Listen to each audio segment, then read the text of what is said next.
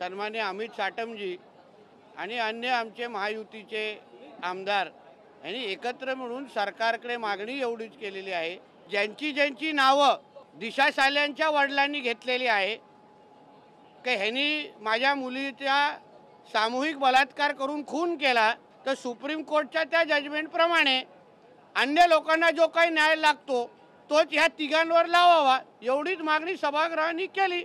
आणि त्यानुसार गृहराज्यमंत्री आमचे योगेश कदमजींनी सकारात्मक पद्धतीने की सरकार म्हणून आम्ही कोणालाही पाठीशी घालणार नाही, कोणाचेही राजकीय दबाव सहन करणार नहीं, अशी भूमिका सरकार म्हणून आम्ही तिथे समोर नोंदवलेली आहे। उद्धव जी को अगर लगता है हम लोग सब लोग पॉलिटिकल आरोप कर रहे हैं, तो फिर उन्होंने राणे साहब को क्यों फोन किया और बोला कि मेरे बेटे को बचाओ इसमें।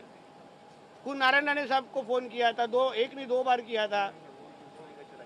आपको भी दो बेटे हैं, मेरे बेटे से कुछ हुआ रहेगा गलती तो उनको बचा लो आप। पूछिए राणे साहब को, राणे साहब ने ऑन रेकॉर्ड कहा है। तर मला असं वाटतं की अगर वाटत असेल की कोण त्यांना टार्गेट करताय त्यांच्या तर त्यांनी बाहेर येऊन स्पष्टता द्यावी ना, पळतात कशाला आहे।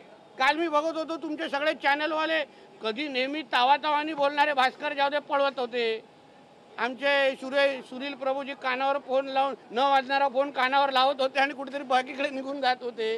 पळतात कशाला आहे, पळतात का? येऊन सांगा ना काय नितेश राणे खोटं बोलतोय, बाकी हे सगळे खोटं बोलतात, दिशा साल्यांचे वडील खोटं बोलतात, सांगून टाका, विषय क्लिअर करून टाका। आम्ही माफी मागतो ना महाराष्ट्राची, त्यांची माफी मागू नैतिकतेच्या आधारे। असं का येऊन बोलत नाही आदित्य ठाकरेच्या, बाबा माझं नाव आलंय, माझ्यावर आरोप झालाय, जोपर्यंत माझ्यावर आरोप क्लिअर होत नाही तोपर्यंत मी आमदार म्हणून राहणार नाही।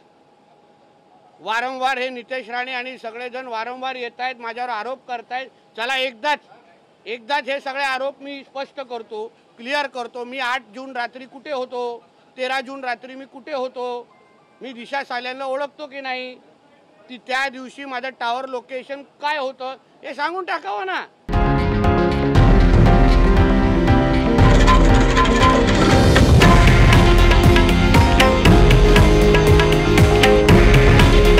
हे आहे देशातील नंबर 1 न्यूज नेटवर्क आणि आपण पाहत आहात TV9 मराठी। काळजी तुमची, हित महाराष्ट्राचं।